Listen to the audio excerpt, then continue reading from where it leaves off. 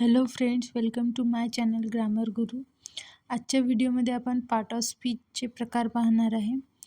Part of स्पीचचे 8 प्रकार असतात. 8 प्रकार. First one is noun, second one is pronoun, third one is objective, fourth one is verb, fifth one is adverb, sixth one is preposition, seventh one conjunction, and 8 interjection. Part of speech: noun, pronoun, adjective, verb, adverb, preposition, conjunction, interjection. याचे आपण मराठीत काय म्हणतात ते सुद्धा या व्हिडिओमध्ये पाहणार आहे. त्याचे डेफिनेशन सुद्धा पाहणार आहे. First one is noun. A noun is naming word. It is the name of a person, place or thing. Noun also gives name to feeling and ideas. Example: a boy, a girl, a tree, a school, a cap, Ram, etc. वस्तू किंवा व्यक्ती किंवा पदार्थ यांच्या नावाला noun असे म्हणतात, म्हणजेच नाम असे म्हणतात. नाउनला मराठीत नाम असं म्हटलं जातं. Second one is pronoun. A pronoun is a word that is use in place of noun.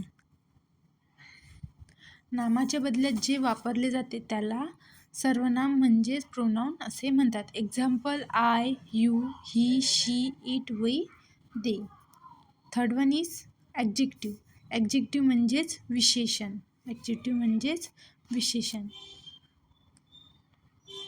An adjective is a word that tells something more about a noun or pronoun. नामाविषयी विशेष किंवा अधिक माहिती सांगणाऱ्या शब्दाला विशेषण म्हणजेच ॲब्जेक्टिव्ह असे म्हणतात. Example: good boy, white bag, blue pen, dirty water. याच्यात नामाच्या विषयी अधिक माहिती सांगत आहे. इथे गुड, व्हाईट, ब्ल्यू आणि डर्टी हे ॲब्जेक्टिव्ह झाला आहे. Fourth one is verb.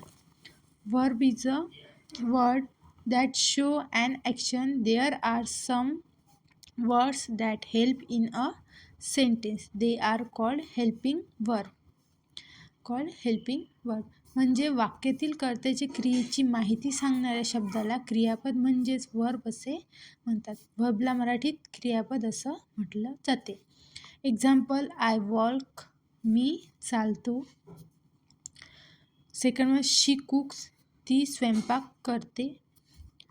Third one is they work, ते काम करतात. Fourth one is Krishna played, म्हणजे कृष्णा खेळला. ठीक आहे, कृष्णा खेळला. Fifth one is adverb. An adverb is a word that adds to the meaning of a verb, objective or other adverbs. म्हणजेच क्रियेची विशेष माहिती सांगणाऱ्या शब्दाला क्रियाविशेषण म्हणजेच ॲडवर्ब असे म्हणतात. क्रियाविशेषण म्हणजेच ॲडवर्ब. एक्झाम्पल: गो फास्ट. यामध्ये गो हे क्रियापद असून फास्टने त्याची विशेष माहिती सांगितली आहे, त्यामुळे फास्ट हे गो या क्रियापदाचे विशेषण म्हणजेच क्रियाविशेषण आहे. Six one is preposition. A preposition is a word that placed before a noun or pronoun to show its relation to other words in a sentence.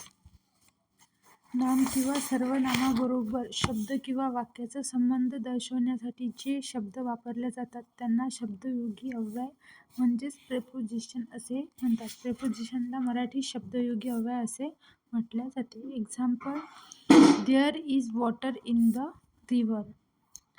There is the water in the river. The books in on the table किंवा he is found of music. वरील वाक्यामध्ये अनुक्रमे in, on, of हे शब्दयोगी अव्यय आहेत. त्यांनी अनुक्रमे the river, the table and music या सर्व शब्दांना जोडले आहे. 7th one, conjunction. A conjunction is a word that joins words or sentence together. शब्द किंवा वाक्यांना जोडण्यासाठी वापरण्यात येणाऱ्या शब्दाला उभयनामी अव्यय असे म्हणजेच कंजक्शन असे म्हटले जाते. Sachin and Dhoni are plays. 2 and 2 makes 4. The thieves ran away but caught by the police. वरील वाक्यामध्ये सचिन अँड धोनी 2 and 2 यामधील अँडने दोन व्यक्ती किंवा दोन अव्यय जोडले गेले आहेत.